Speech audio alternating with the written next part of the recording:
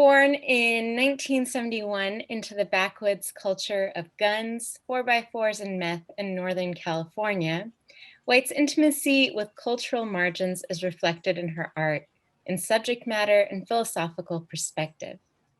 In her current life, she travels broadly and deeply, both psychically and socially, exploring through her work the existential and cultural realities of human suffering, struggle, and resilience. Her symbolically charged narrative paintings illuminate many of our personal and collective shadows in relation to class, race, gender, trauma, morality, and power. To communicate and represent across social strata, White uses a democratic aesthetic of humor, emotional vulnerability, and vitality. Self-taught beginning at age 30, White's work became public in 2014 with the Pro Arts 2x2 Solos exhibition, followed by the 2015 Tournesol Award from Headland Center for the Arts, the Bay Area Now 8 Triennial at Yerba Buena Center for the Arts, and residencies including a fully funded year-long residency in Roswell, New Mexico, a Master Artist Residency with Joan Snyder at Atlantic Center for the Arts, the Mills College Art Museum API Residency, and 5 solo shows and multiple group shows in the Bay Area and beyond. While primarily a painter, White often exhibits her work in multimedia installations that include sculpture, video, and books. And welcome, Cate. We're very excited to have you here with us today. Thank you. I'm super excited to be here. Thanks for having me.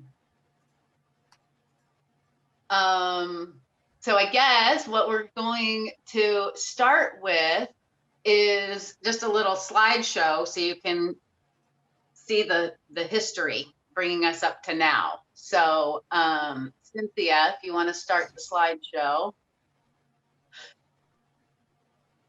Okay, so this is where I grew up, out in the woods on a ridge in Mendocino County, about an hour away from the town of Boonville, which is where I went to high school, graduating class, 14 people. So very small, kind of like redneck logger community, sort of back to the land, hippie parents, but not like hippie, communal, free love hippie, more like just work all the time and like canned food, live on the land hippies. Okay, so next slide.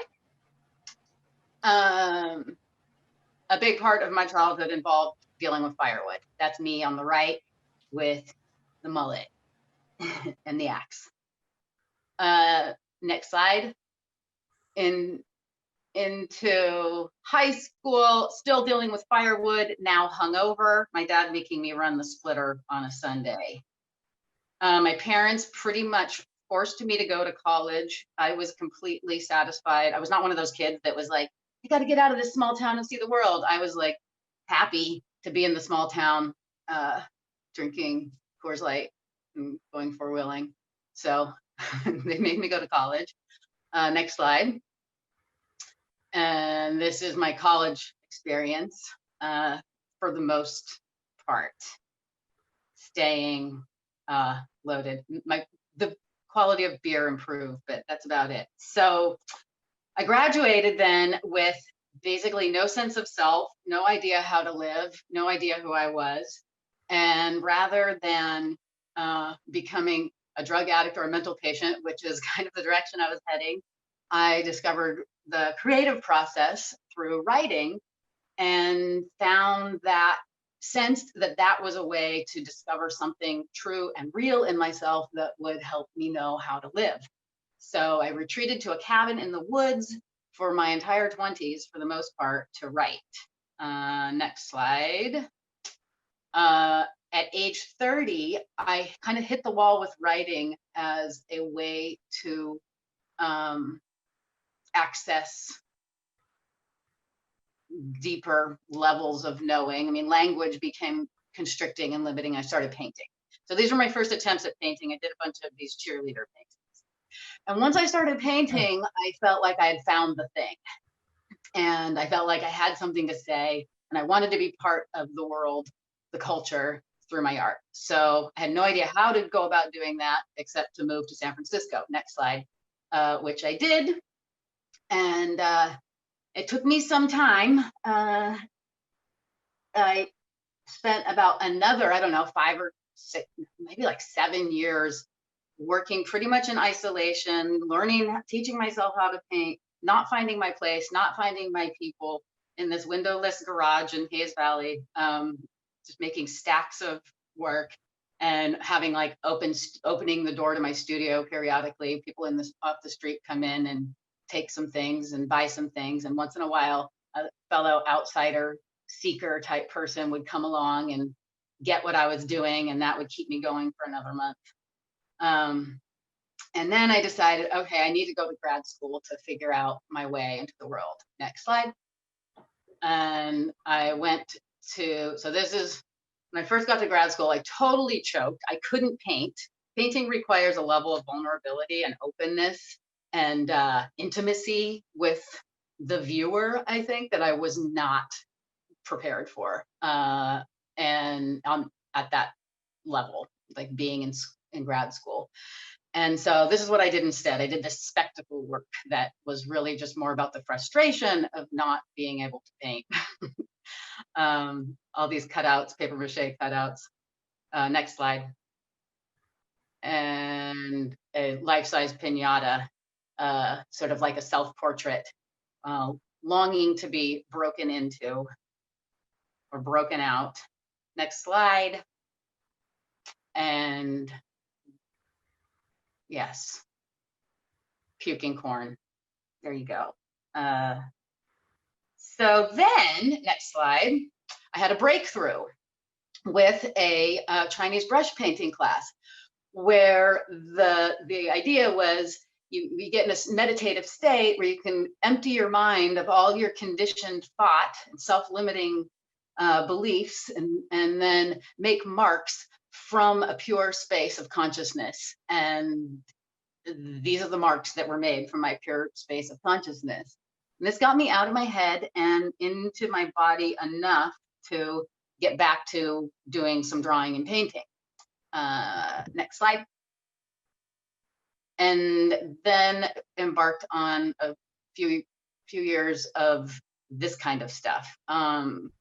It really, like looking back, it was it was a project of kind of going through the ideals of the dominant culture and making fun of them, subverting them, resisting them, starting with the ideal of value itself. I only working on scrappy pieces of paper off the studio floor. Next slide. Ideals of success and professionalism. Next. Romantic love and heterosexual gender roles. Next. Morality, especially the Bay Area morality. It says strop made of fake leather for vegan whippings, right and good. Next. Parodying ideas of like white male heroism. Next. Nature as an idealized other. Next. Woman as idealized other. This says the sun rises and sets on a beautiful woman. Next. Some femininity. Okay, next. And simultaneously, these kind of like ongoing laments about the emotional, spiritual cost of living within these structures and belief systems that cut us off from our humanity. So my relationship to power through all this was one of resistance, subversion through play, lament. Next slide. And culminated in my MFA show, which was a collection of kind of like all the work I'd been doing, and all of it mostly on paper. I still, by the end of grad school, was too intimidated to paint the way I wanted to paint, which was more involved narrative paintings in representational space, on substantial surfaces, you know, like canvas or wood panel.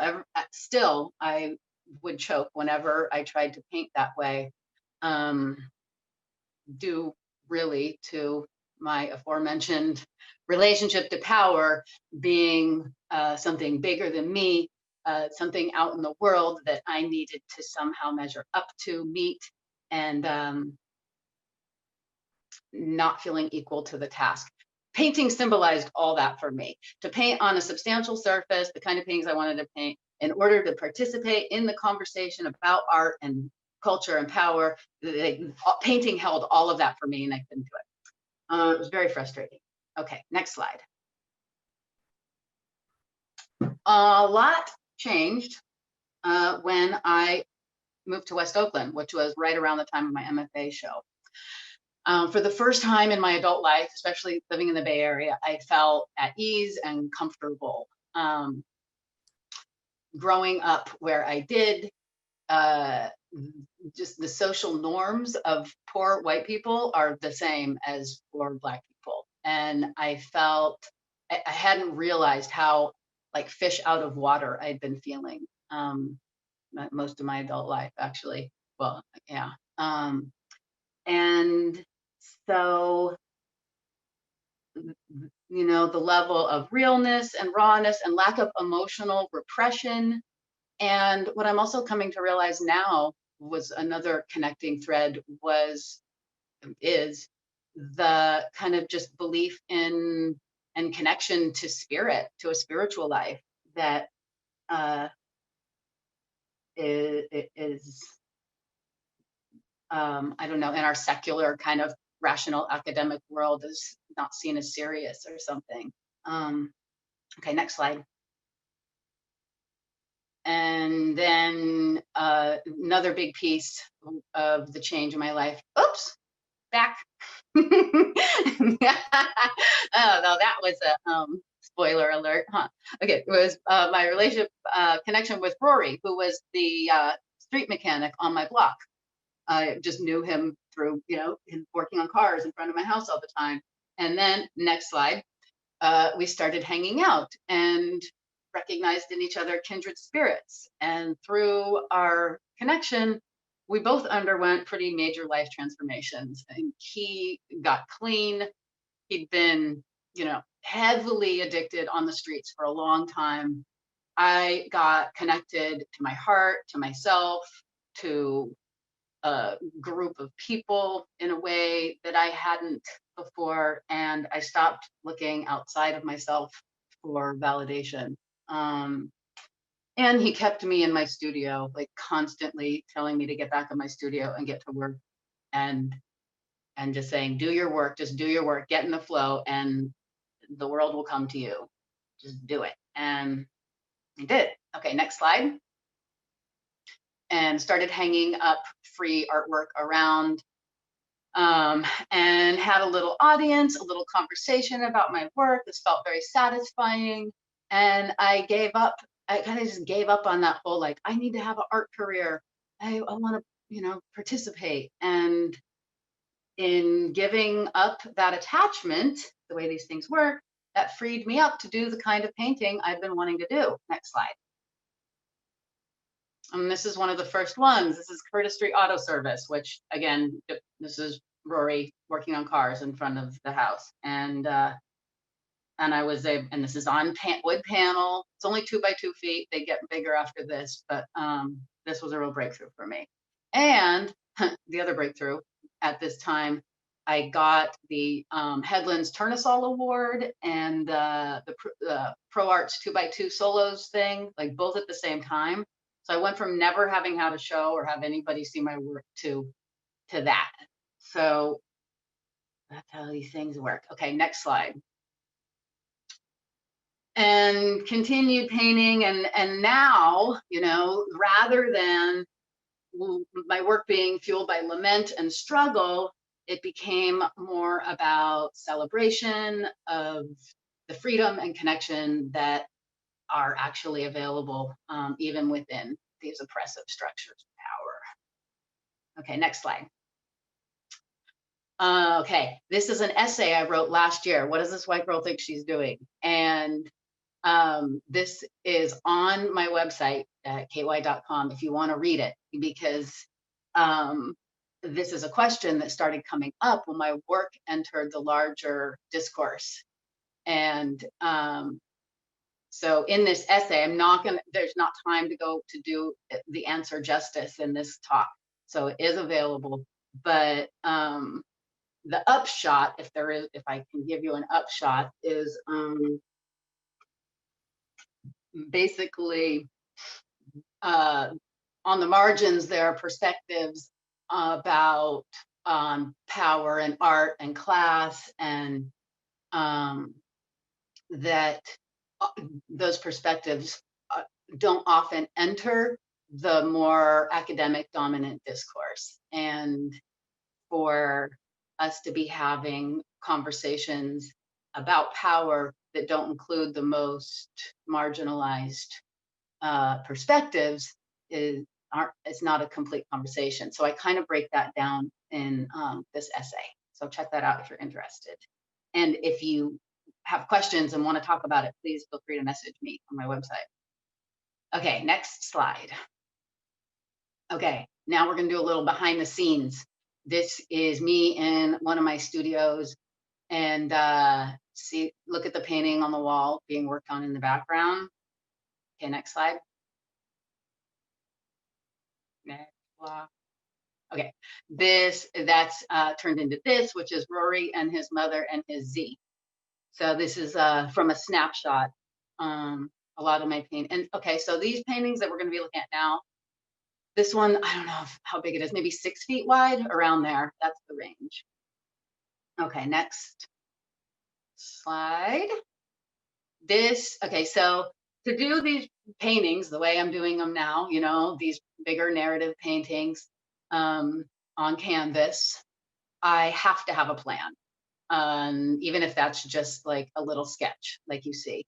I can't sustain belief and interest in a painting that's this involved. It's not that involved, I realize, but still, without knowing where I'm going. That's just like my need for knowing something. However, I have another practice that is drawing every day for the most part when I'm being good on 8.5 by 11 Bristol board. And that is a practice that is all unplanned, spontaneous stream of consciousness. Okay, next slide. And I'm going to show you a few of these. Themes start to emerge. Like, this is all just from my unconscious. Next slide. Themes such as this awkwardness with animals that, you know, tells me something psychologically about myself later, like, oh, fear of my instinctual nature, maybe. Next slide. Practicing drawing, you know, drawing from photos, things that represent what I'm into at the time. Reading Alice James. This is Alice James on her soft pillow. Next slide. And recently they're getting a little more painty and involved. Next slide. But working on paper, I have this more loose, free way of working that maybe will at some point translate into my larger paintings, but so far, no good, not happening. But okay, next slide. You know, techniques, experiment with different techniques that I can then translate into larger paintings, like this transparency underwater thing. I'm like, oh, that's cool. I need to do that in a painting. So then I have that kind of on hand, ready to go. And it usually never works out, but you can try. Okay, next slide. Okay, the mind maps. This is another new thing I'm doing with the drawings. This is like a thought download in text and image. And like by the end, I realized it's about something. Like this one became about global warming. Like you read all this, you would probably maybe get that it's about global warming. But it's a good like brain drain. Okay, next slide. And then this is something I've started to do, and I'm going to be offering as a service where I map someone else's mind. So I talked with this person for half an hour, asked him a bunch of questions, took a bunch of notes, and then did a mind map of his mind. Okay, next slide.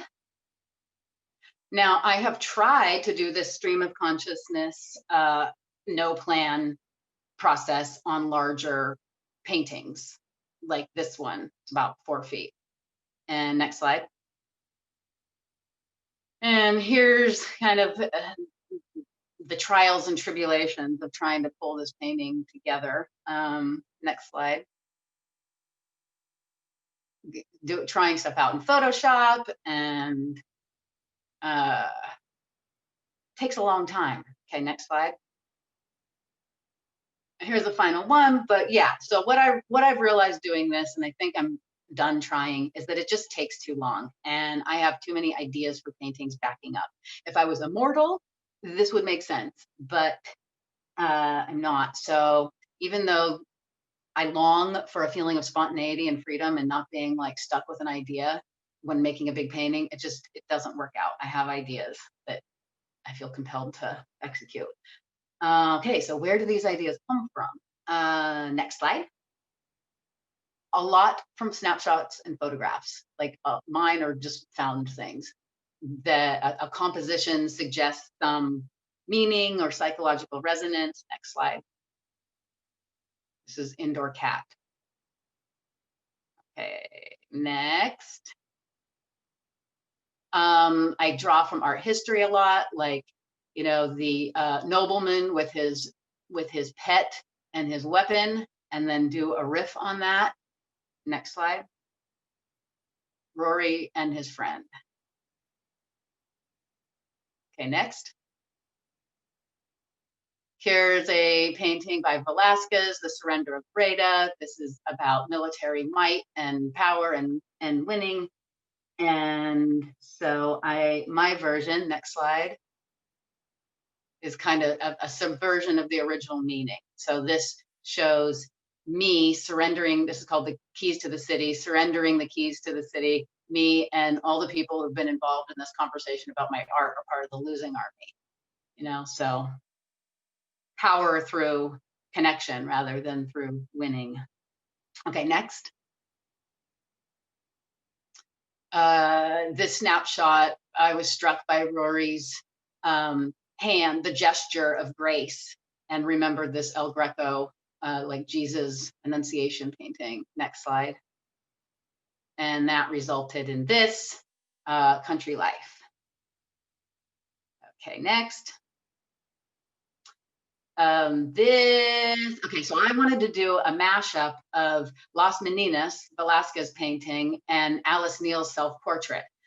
Both of these paintings for me being about gazes and power and beauty and women's bodies and femininity, value, all these things. Status, next slide. And this is my version of that self-portrait with the Velasquez canvas on the left there. Okay, next. This is called The Problem. This is a pretty recent one. I don't know, it's about 7 feet long. And this came from, I was looking out my window, and a woman was walking down the street pushing her baby in a stroller, and some guys, tech bro guys in their Hummer were driving by leering at her. And I flashed on, next slide, this Norman Rockwell painting that was in a book. We had a Norman Rockwell book in my house growing up, and I always remembered this painting that depicts Ruby Bridges being ushered to school by U.S. Marshals during school desegregation. So look at the pant leg of the guy on the left and the fist of the guy on the right. And next slide. And so I kind of like brought that time and context into what I was seeing here to link them. And the tomato splat on the wall behind her, I don't know if you saw that, but I kind of reinterpreted that as this veil, this black abstract pink veil, offering maybe protection or autonomy. Okay, next slide. This is Birthday Girls. And for me, this one, well, let it be what it is for you.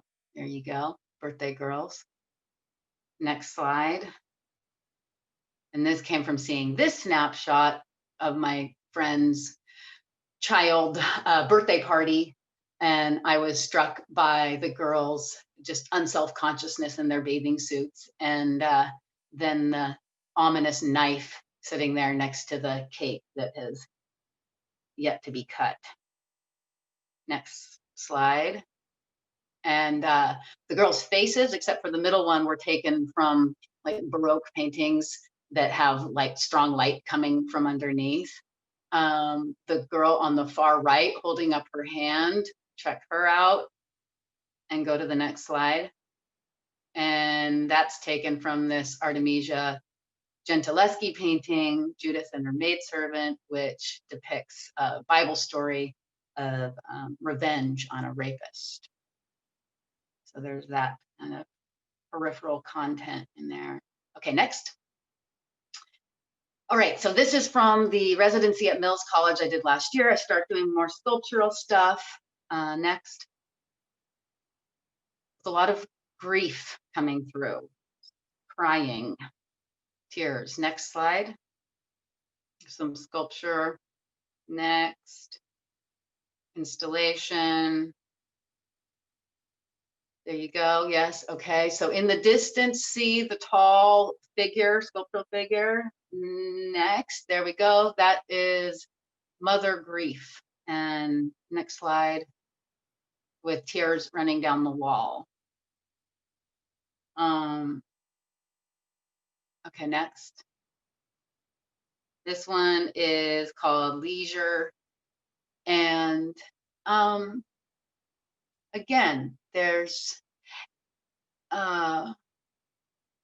this kind of barely concealed suffering.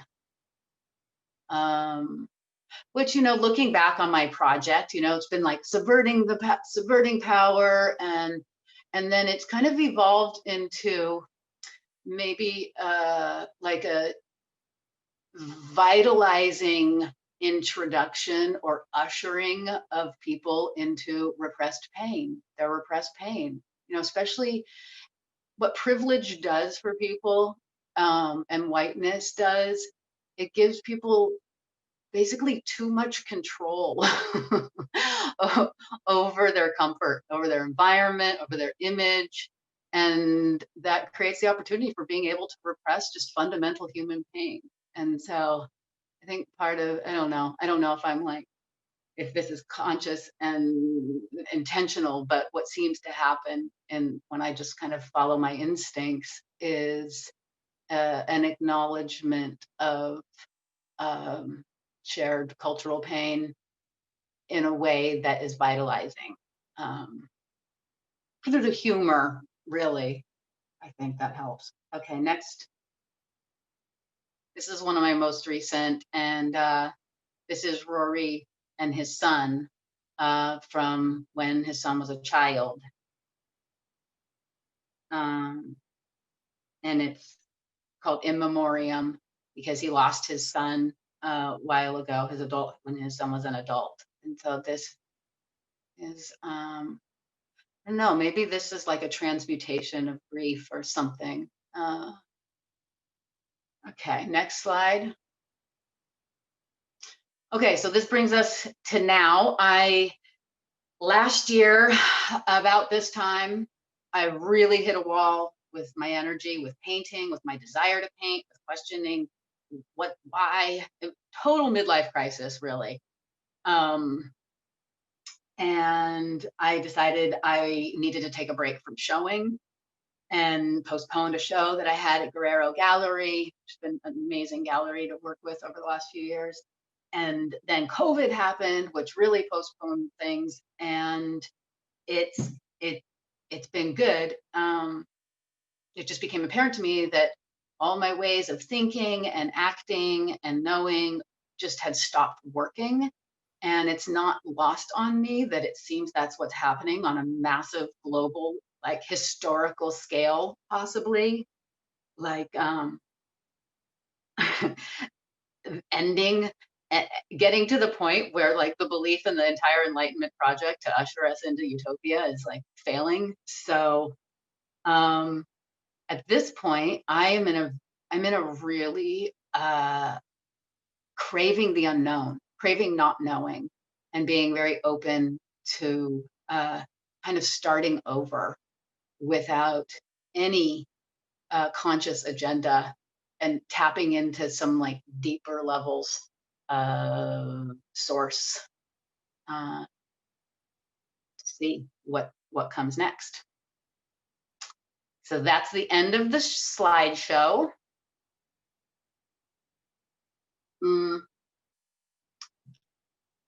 And I believe, thank you, we're gonna have some Q&A, and I can do, or Sean, we're gonna talk, and oh, I can show you my studio. Ah, Joan, hi Joan. This is so cool.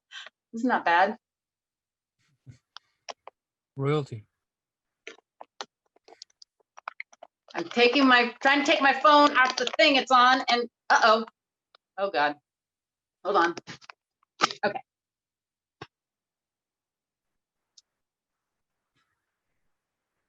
So I'll give you a little tour. This is the house in West Oakland. And I'll show you my studio and some of my newest things. And Sean, if you're there, please feel free to pause me. Hey, I think I'm here. Hi, I hear you. Okay. I don't think I have video, but I have audio. Oh, you well, that was awesome to see that. I didn't realize we had such a early life in common.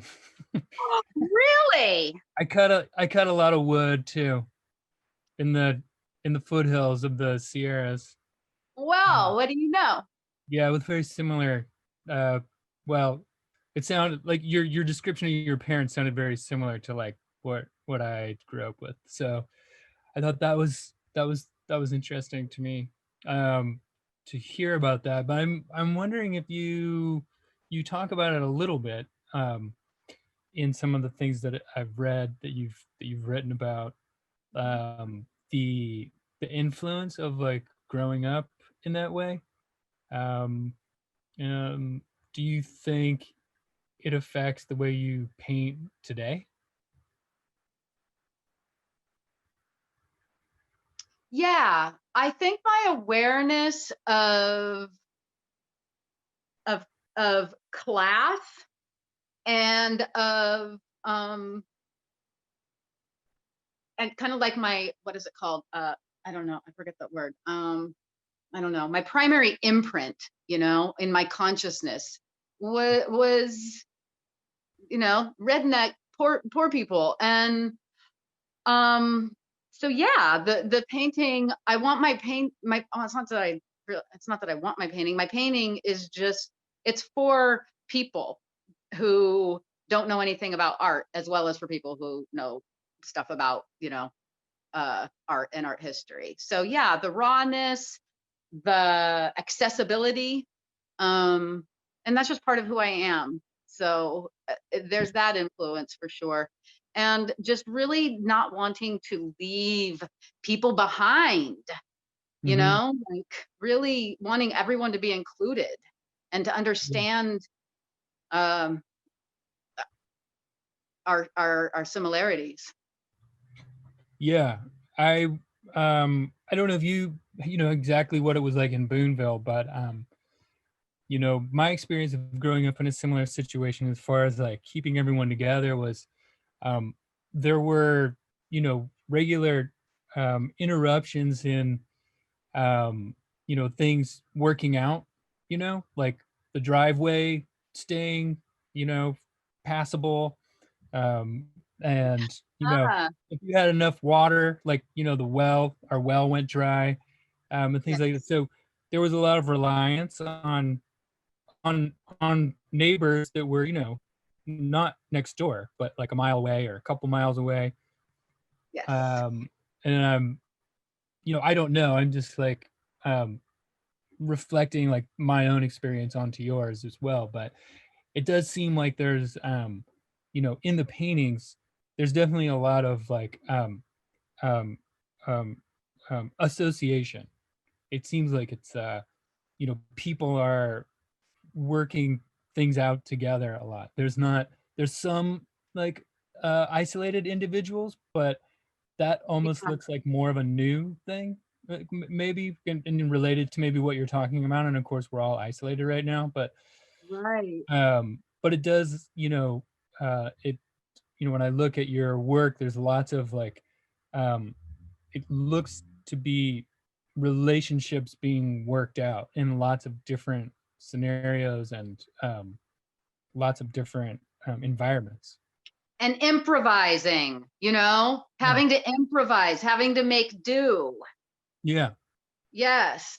I mean, that's what I'm doing constantly in my paintings, not having the skill just not having the skill to do things in painting and having to find workarounds, Yeah, for sure. I totally identify with that and see it in the work and see it in like, and really appreciate it, especially like just saying like, yeah, I'm gonna riff on Gentileschi, and that's or you know any of the other like classical references you're making, and just pull them into these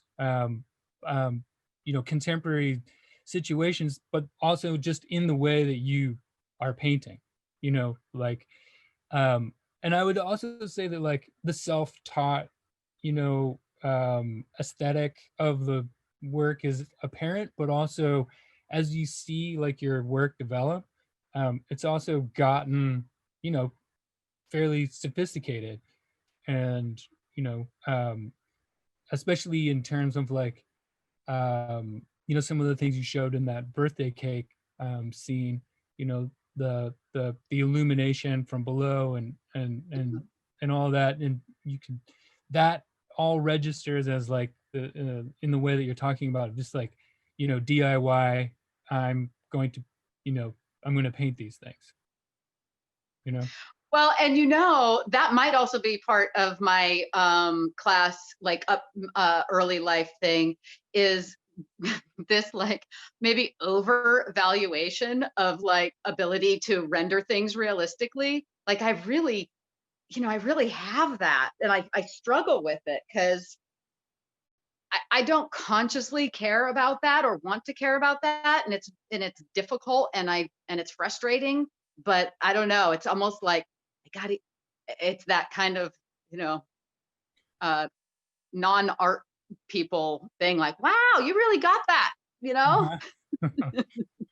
But I also see a lot of like Bay Area influence, and maybe this is sort of in some way a segue, but like people like Joan Brown and Henrietta Burke and the Bay Area figurists, which it seems like you probably know about. But I was also curious of that history, and because you're in Boonville, so you're not far from San Francisco and the Bay Area when you're out in the woods. And do you think that affected you? Because you're like, we're about the same age, and we saw that work.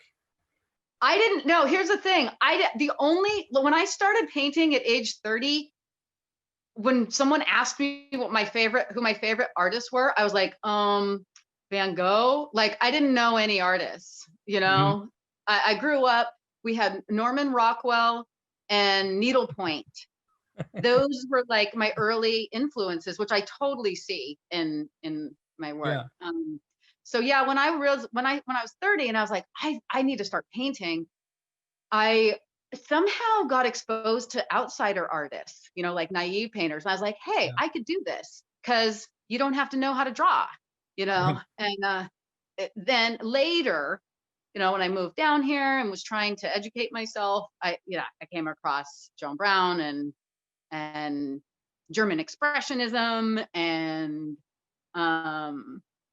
then even like David Shrigley and Chris Johansson, and started seeing what was possible and creating my own plan.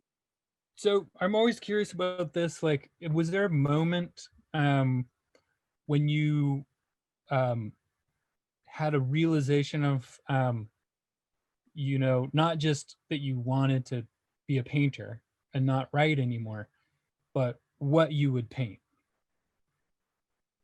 and what you would draw? It was quitting writing was a huge surrender into the unknown for me. I had banked everything on writing, just my whole identity, my whole meaning, my whole purpose in life. And I had almost driven myself crazy with it. So quitting writing, it was kind of where I'm at now, where I got to with painting, where I was like, I don't know, I just can't do it like this anymore. So when I quit writing, it was to do nothing. But in the quitting and giving up, the visual world just came alive. Like I connected to the world, and it was more about colors combinations. And I mean, unconsciously, the cheerleaders certainly had a lot to do with my identity and stuff, but I wasn't aware of that at the time. It was like, I want to do cheerleader skirts because you can do two colors, try two colors next to each other, the way that cheerleader skirts are. So it was really like completely started consciously around just with like wanting to play with color and form. Yeah. Like the senses. Yeah, that makes sense. There's a question in the chat from Jacqueline. I love how you use your life, politics, and history all intermixed. I would like to hear about the project involving people's portraits. Secondly, how do you see class and color reflection onto you, or you reflecting onto it in your work, especially now with all the politics involved? That's kind of two questions. Okay, first of all, what portrait project? I would like to hear about the project involving people's portraits. So I'm not sure. Okay. But maybe we should move on to the second. Oh. Here she says the one you spend 30 minutes. Oh, the one. Yeah, totally. Yeah, you're like, yeah, when you paint that's a portrait of their psyche. Of their psyche. Yeah. So get on my mailing list at catewhite.com because I'm going to be doing this. I offered some of this experience for the Hospitality House art auction fundraiser, and so that's how I started doing it. Talk to a total stranger on the phone for 30 minutes, taking notes, asking about his life, and then creating a kind of a map of the things that stood out for me. So that's very fun, and I want to keep doing that. No, I never saw the person. Just talk to them. Yeah, and those look great. I like those a lot too, Kate. Those are looking great. Thanks. And the other half of the question is really a big question, and I really encourage people who are interested in that to read the essay, because I've been grappling with this, talking to people from all social strata and races, and synthesizing a lot of perspectives. And I don't even want to attempt to begin answering at the depth that I have gone with it. I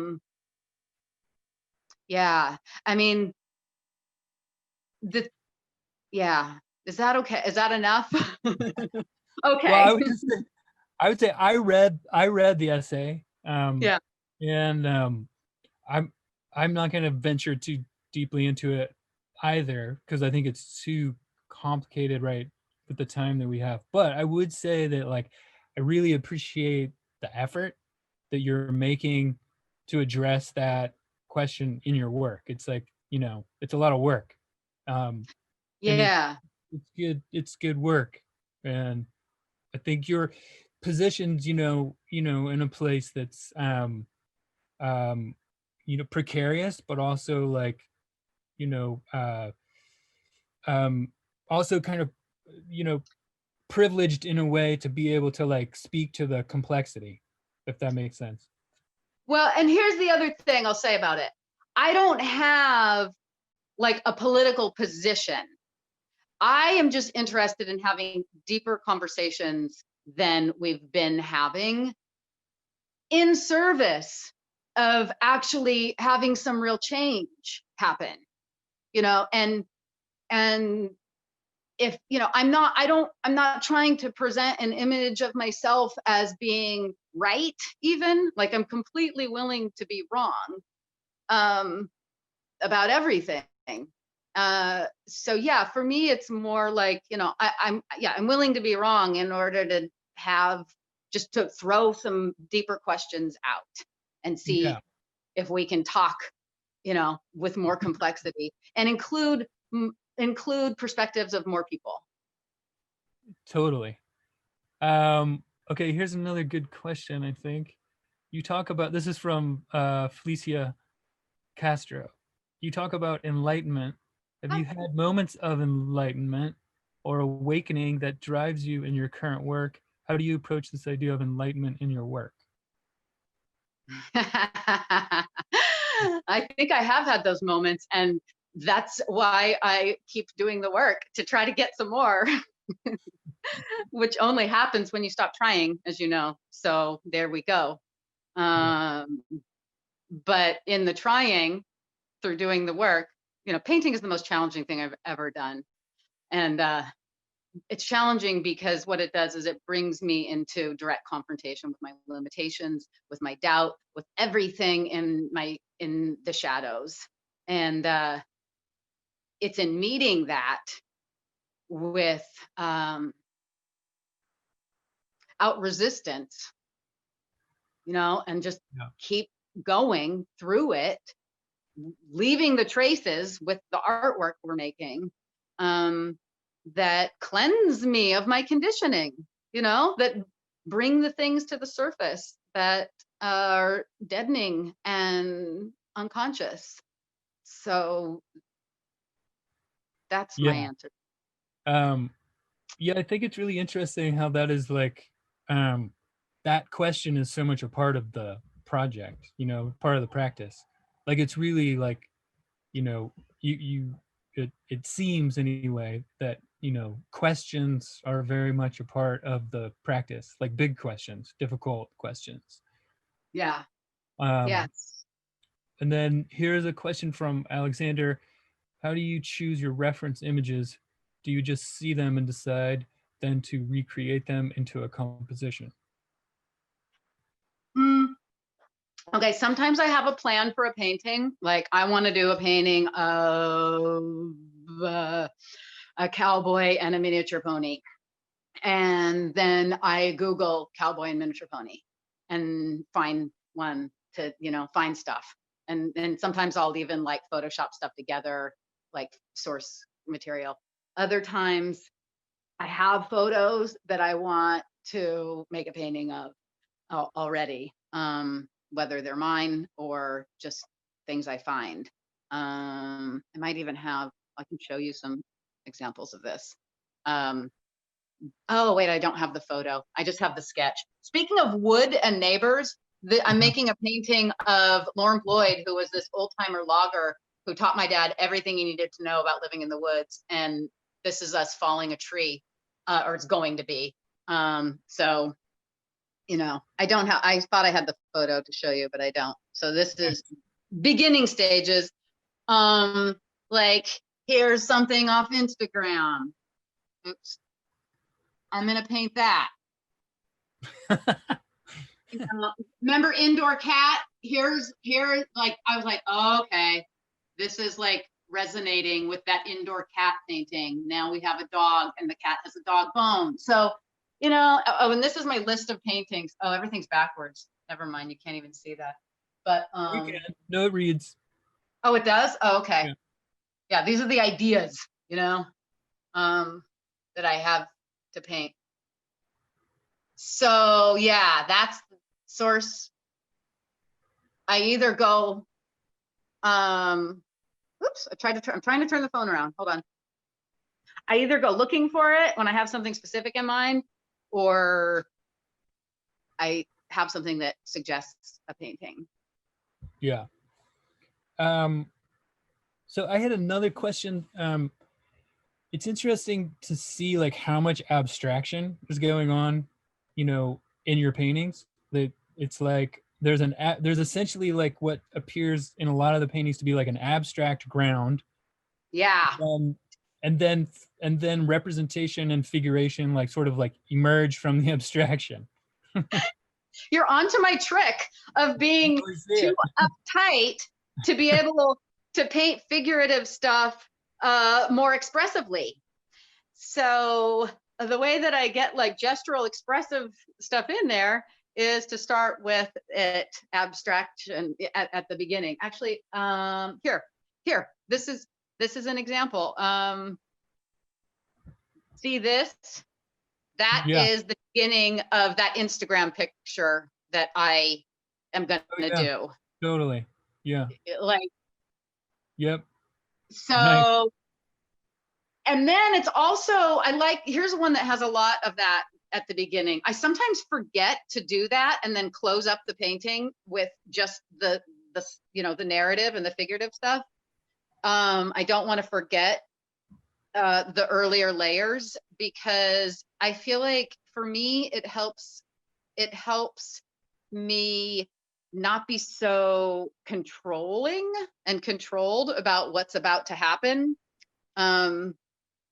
And creates a lot of opportunities for, accidents, for things to just show through and kind of disrupt my idea. Yeah, it also, it looks like it is part of a system of, negotiating that like two-dimensional plane. It seems to like be a way to add space, illusionistic space into the work. Yes, and it's the way that I have come up with to deal with the figure ground problem, like how the things integrate. So leaving the transparency allows the ground to come forward also, and have the figure like embedded in a unified field of chaos. Yeah, and that like this is how we are. Yeah, totally. And then I also see like that there's sort of like a strategy of using the outline. It also adds another kind of transparency that's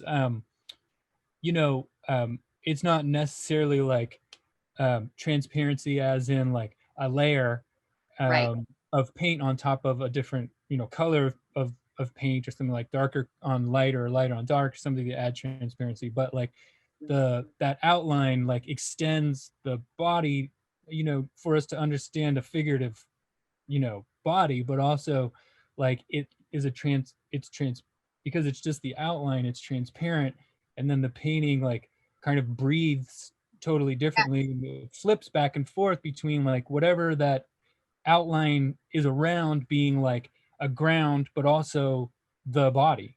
Right. Yeah. The I guess it's maybe Buddhist or Zen saying form in emptiness, emptiness in form. Like that is the nature of reality. It's that for me. Yeah. And it looks like, in the paintings that really like work for me, that seems to be happening like all over the entire piece. Like it looked like to me in those paintings that you showed of the those newer paintings of the the work you're doing with like your own psyche and other people's psyche, like those are really achieving that, I would say, from the slides that you showed, where they look at first like they're like an all over like painting, like an all over as in like abex all over. And then they kind of like after a moment they coalesce, and then there's a lot of depth in all of that. Are those on paper, or are those? Yeah. They're just 8.5 by 11 Bristol board. Right. And so is that effect maybe that you were talking about wanting to have, that you can make happen in your drawings, you're feeling like that is more difficult to happen on a 4-foot painting? Never have. Here, I'll show you my terrible attempt at it. It's awful. I'm embarrassed, but it's just not good. There's something. Well, because the stakes are too small. Sorry, go ahead. Well, I mean, no, it's just, it's not doing it. But I want to hear what you're about to say. No, I was just going to agree. Like, I like the painting, but it isn't quite doing the same thing. I know. And I think it might be a matter, I mean, one, it's psychological, but I think it's also just the materials. Like, I'm using very direct, I'm using pens, pencils, ink, watercolor. I'm not using thick acrylic paint. Yeah. There's a lot of transparency in all those materials that you're using on paper as well that are helping that effect happen of that, like, that deep, because really what it's doing is like it's making a really like interesting, dense, deep, but like, and chaotic but deep space where all those elements are sort of still autonomous at the same time that they're in this like really chaotic kind of space. And it's really like got a light, it kind of feels light at the same time. I know. And Yeah. when I'm painting, when I'm working on those, my thought is, okay, what is the worst decision I could make right now? What would look terrible and be completely wrong? And then do that just to make it like totally chaotic. Yeah. And then it works. I don't know why I can't do it on canvas with paint. I've given up for now because I keep trying and it's just frustrating and takes up a bunch of time and doesn't work. Yeah. Well, maybe it's just like, maybe those, all those materials that you're using on paper, they work on canvas. Have you tried, have you ever made that? No, that's a good idea. I could try that.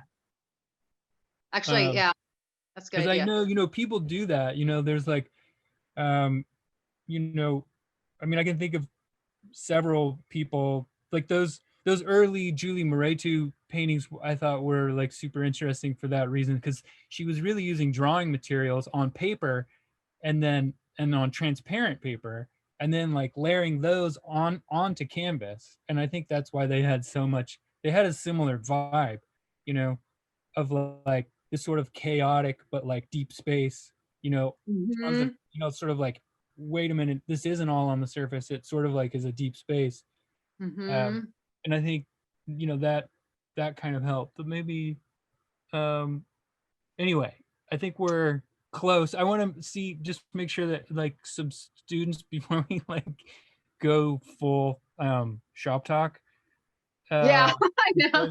Any other questions?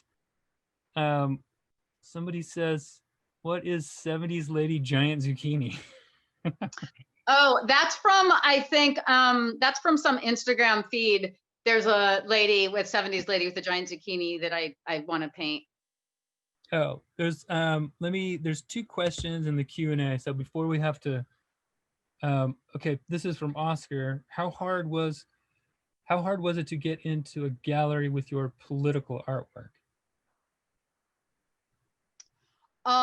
Let's see. I think it wasn't, what do I say? It was not a obstacle. It wasn't an obstacle. Right. Yeah, but it was a gallery, Guerrero Gallery, that really valued the politics of what I was doing. And so yeah, it wasn't an obstacle. Yeah.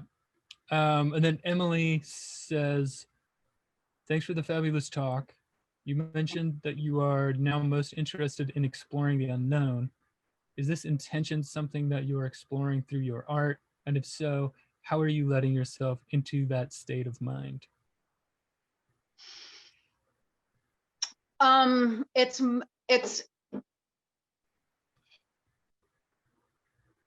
okay. I am already with the daily drawings on 8.5 by 11. Those are, I start in completely in the unknown.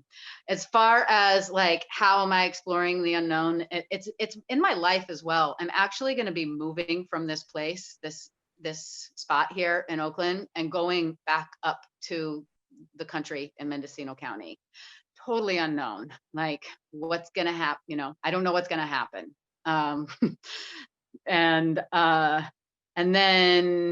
I'm quitting my lifelong career as a gardener. quitting my day job. So that's a huge leap also, partly why I'm moving, so I can live really cheaply and not have to have the day job. And then with my work, you know, it's more like being willing to invest time on things that don't really fit with what I've been doing, and not knowing if they're gonna go anywhere. Example is these like folk art things I've been doing, like these little folk art paintings. Like as soon as COVID started, I just stayed home and I was like, I'm just gonna make folk art. So Those are even great. Well, thank you to everybody for all of your questions. And thank you to Kate. That was a wonderful presentation. Thank you for letting us in your studio as well. Thank you, Sean, for moderating and leading this discussion. It was lovely to hear the two of you speaking. And thank you for everyone who attended today. If we were together in person, we'd give a round of applause, but maybe you can give Kate a virtual hand or virtual thumbs up. Thank you all very much for being here today. thank you. Thanks for having me. It was really fun. Thank you. Bye, everybody.